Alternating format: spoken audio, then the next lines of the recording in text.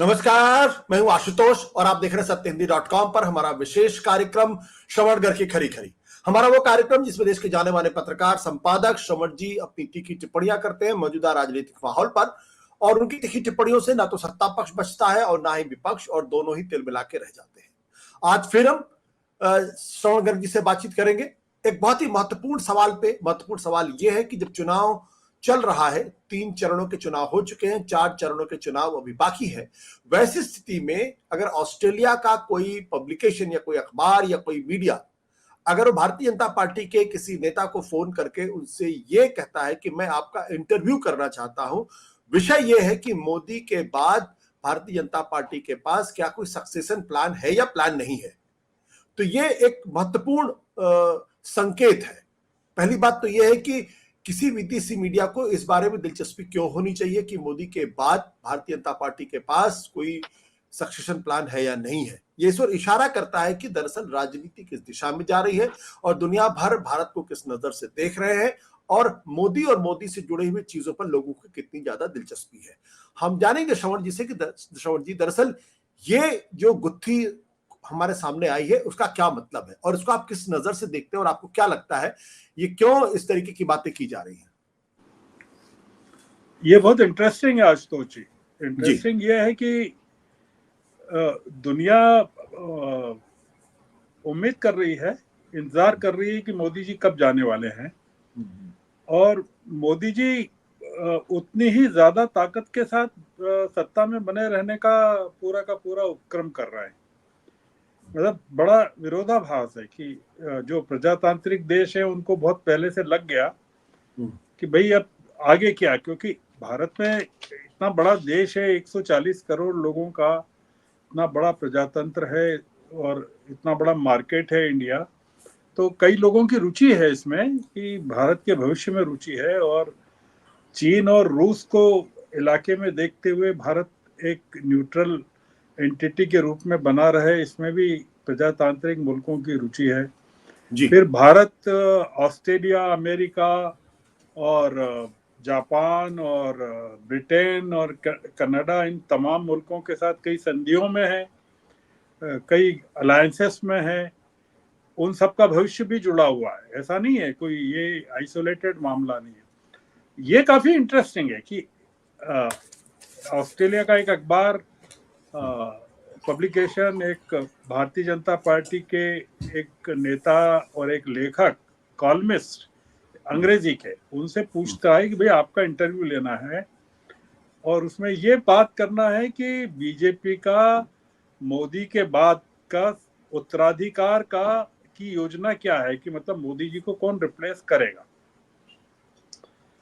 अब यहाँ तो कोई, जो हम जिस बीजेपी को अभी देख रहे हैं और जिस मोदी जी को देख रहे हैं, उसमें तो मोदी जी के उत्तराधिकारी भी मोदी जी नजर आ रहे हैं। उसमें कोई मतलब कोई दूर दूर तक चर्चा नहीं है। और 4 चरणों में अभी 260 सीटों का फैसला होना भी बाकी है, और मोदी जी अपने पूरे भाषणों में लगे हुए हैं कि उनको 400 सीटें और 370 मिलने वाली है। अब ऐसे में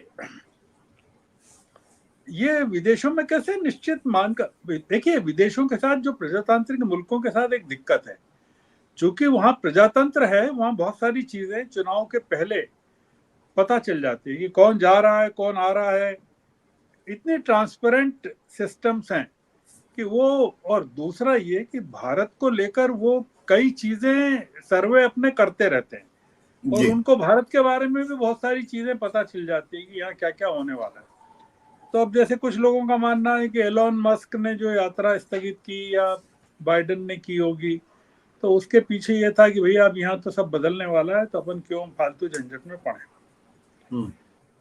हम जिस चीज की बात करना चाहते हैं आशुतोष जी, ये ऑस्ट्रेलियन पब्लिकेशन के बहाने, वो ये है कि बीजेपी में क्या कोई सक्सेशन प्लान संभव हो सकता है क्या, ये है। मतलब हाँ, मतलब हमारा मुद्दा ये नहीं है कि ऑस्ट्रेलियन पब्लिकेशन ने कुछ इंटरव्यू लेने के लिए किसी नेता से कहा। हमारा ये मुद्दा है कि क्या पोस्ट मोदी, मतलब पोस्ट मोदी का मतलब कभी भी, मतलब मैं आज नहीं कह रहा हूँ, मतलब इमीडिएट नहीं कह रहा हूँ, कि कभी भी, मतलब वो टाइम लिमिट भी नहीं कह रहा हूँ, क्या मोदी जी का कोई succession plan post Modi BJP में कोई सक्सेशन प्लान संभव है क्या? क्योंकि मोदी जी ने और अमित शाह जी ने पूरी जो ऑर्गेनाइजेशनल हायरार्की है बीजेपी की, उसको पूरी की पूरी तरह से ध्वस्त कर दिया। मतलब अगर आप पिछले 2001 के बाद का गुजरात का पूरा सीन देखें, और गुजरात में बीजेपी का, मतलब खासकर ऑर्गेनाइजेशन का, और फिर ये जब दिल्ली आए उसके बाद देखें कि सक्सेसिव प्रेसिडेंट्स कौन रहे हैं बीजेपी में, और वो उस हायरार्की को पूरा का पूरा डिसमेंटल करते हुए जो परंपरागत है, जो मतलब परंपरागत बीजेपी की हायरार्की रही है, मतलब अटल जी के ज़माने में या उसके पहले के ज़माने में, जो जिस तरह के पार्टी प्रेसिडेंट्स रहे हैं और प्रेसिडेंट्स रहे हैं, जो बीजेपी में संगठन के प्रेसिडेंट्स भी रहे हैं और प्रेसिडेंट्स भी रहे हैं, वो क्या अभी कायम है क्या? जो हम बीजेपी एज एन ऑर्गेनाइजेशन जिंदा है क्या? मतलब मुद्दा ये है। मतलब बीजेपी सरकार तो है, पर बीजेपी संगठन है क्या? मतलब बीजेपी के संगठन के नाम पर नड्डा जी के अलावा कौन है? मतलब ये जो मुद्दा है, और उनका भी कार्यकाल जो है अब जून में समाप्त हो जाएगा, मतलब जो एक्सटेंशन पर है।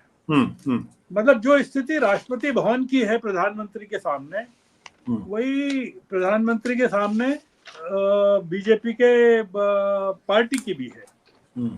उसमें मतलब पीएम के प्रति लॉयल्टी का होना बहुत जरूरी है। मतलब जैसे राष्ट्रपति कैबिनेट के फैसलों से चलता है, वैसे ही जो बीजेपी का प्रेसिडेंट है प्रधानमंत्री की मर्जी से चलता है।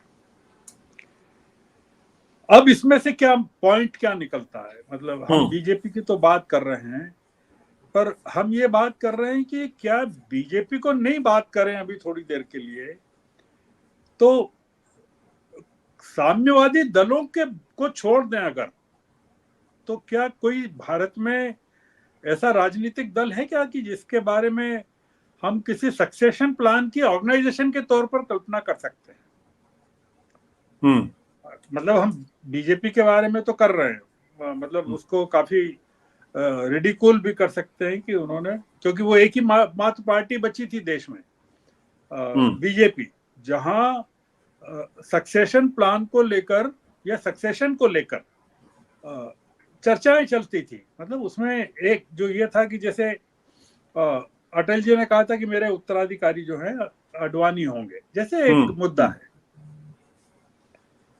बीजेपी इस तरह की काफी फ्लेक्सिबल पार्टी रही है, और जिसमें एक संगठनात्मक ढांचा, मतलब जो संघ के साथ मिलकर संचालित होता रहा है, वो काफी एश्योर करने वाला रहा है कि भाई इसमें सक्सेशन प्लान है, कि जैसे हु आफ्टर अटल जी टाइप भी चलता था कि हु आफ्टर हु, ये काफी चलता रहा है। पर अब जैसे नेहरू जी के जमाने में भी कुछ ये चला कि हु आफ्टर नेहरू, तो कई लोग आए, शास्त्री जी भी आ गए, तमाम चीजें आ गई। पर अब हु आफ्टर मोदी में तो कुछ बचता ही नहीं है कि हु आफ्टर मोदी में, और हु आफ्टर मोदी में तो अमित शाह बचते हैं। खैर हम उस मुद्दे पर नहीं जाते। तो अब जैसे जेडीयू था एक, तो अब वो जेडीयू को भी नीतीश कुमार ने बिल्कुल बीजेपी बना दिया, मतलब वो भी बीजेपी के मोदी हो गए। अब जैसे सारे दल अगर आप एक नजर से देखें कि समाजवादी पार्टी जैसे लें, तो अखिलेश तो नेता हैं पार्टी के, उनके 3 लोग लोकसभा का चुनाव लड़ रहे हैं। डिम्पल भी लड़ रही हैं, शिवपाल जी के बेटे भी लड़ रहे हैं, रामगोपाल जी के बेटे भी लड़ रहे हैं। मतलब पूरी तरह से एक पारिवारिक पार्टी है। शिवसेना और शरद पवार जी की एनसीपी की, या डीएमके, या बीआरएस, या तृणमूल कांग्रेस, या वाईएसआरपी, या टीडीपी, या नेशनल कॉन्फ्रेंस, अपना दल, जो छोटे मोटे दल भी हैं वो तमाम जो हैं, बेसिकली अगर आप उनसे पूछेंगे आपका सक्सेशन प्लान क्या है, तो वो परिवार में से एक आदमी का चेहरा निकाल के बता देंगे कि ये हमारा उत्तराधिकारी है। तो बीजेपी को लेकर बड़ी उम्मीदें थी कि भाई बीजेपी का जो एक स्वरूप रहा है उसको लेकर लोग मानते थे कि इसमें सक्सेशन प्लान के बारे में बात की जा सकती है। और विदेशों में अगर इस तरह की बात उठती है तो वो बीजेपी को जिस नजर से देखते थे वो वही नजरिया है कि अरे हाँ, बीजेपी में तो इतनी बड़ी पार्टी है तो वो कोई सक्सेशन प्लान तो होगा कि वो आफ्टर मोदी। अब ये है कि जो मुद्दा है कि हम जो कह रहे हैं, हम जो बात करते हैं इस चुनाव के दौरान वो काफी उभर कर आया है कि आरएसएस में और बीजेपी में या मोदी जी में और संघ के बीच में मतभेद हैं, मान लीजिए।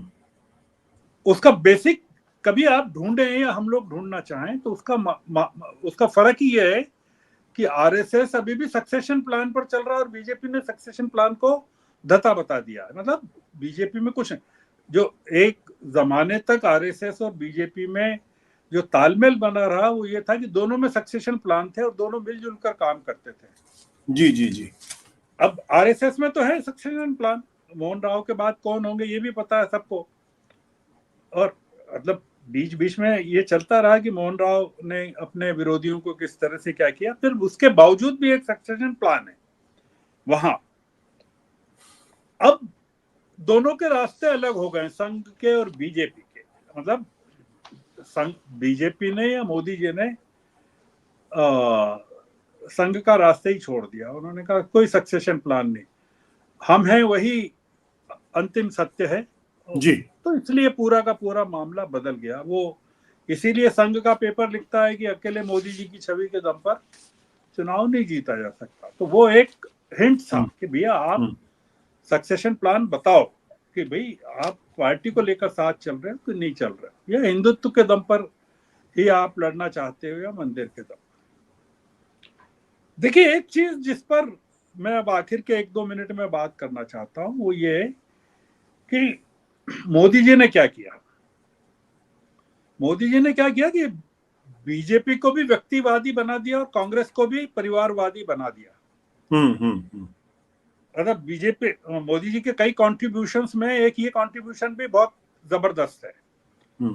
मोदी जी ने कांग्रेस पर हमला नहीं किया ज्यादा, उन्होंने ये तो कहा कि कांग्रेस मुक्त भारत होना चाहिए, पर उन्होंने पूरे हमले के केंद्र में गांधी परिवार को रखा हमेशा पूरी तरह। अब परिणाम क्या हुआ कि कांग्रेस फिर से परिवार युक्त हो गई, मतलब परिवार केंद्रित हो गई।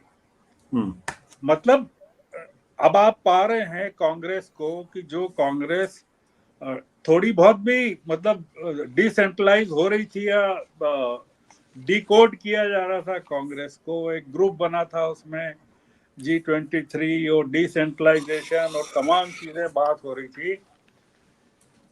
अब कांग्रेस में क्या नजर आता है? राहुल गांधी नजर आते हैं, प्रियंका गांधी नजर आती हैं, सोनिया गांधी नजर आती है। मतलब कांग्रेस में अब कुछ नजर नहीं आता है, तो कांग्रेस में भी नजर नहीं आता है और बीजेपी में भी नजर नहीं आता है। तो ऑस्ट्रेलिया का अखबार अगर पवन खेड़ा से पूछे या जयराम रमेश से पूछे कि बताइए कि कांग्रेस में who after Rahul succession plan क्या है, तो हम आपका इंटरव्यू लेना चाहते हैं, तो वो वैसे ही करेंगे जैसे वो बीजेपी के नेता ने कहा है कि भाई मैं नहीं देना चाहता आपको इंटरव्यू। आज की स्थिति में भारत में मतलब साम्यवादियों को छोड़कर कोई पार्टी नहीं है जो कहे कि भाई हम हमारे सक्सेशन प्लान के बारे में आपको इंटरव्यू देना चाहते हैं, आप लेना चाहते हैं क्या।